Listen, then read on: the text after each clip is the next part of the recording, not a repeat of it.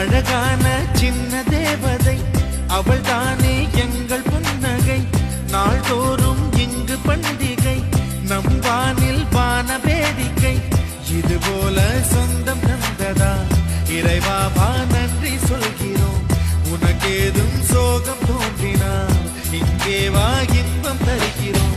சரவெடி போல் சேர்ந்து நாம் சிரிக்கலாம், அதிரடியாய்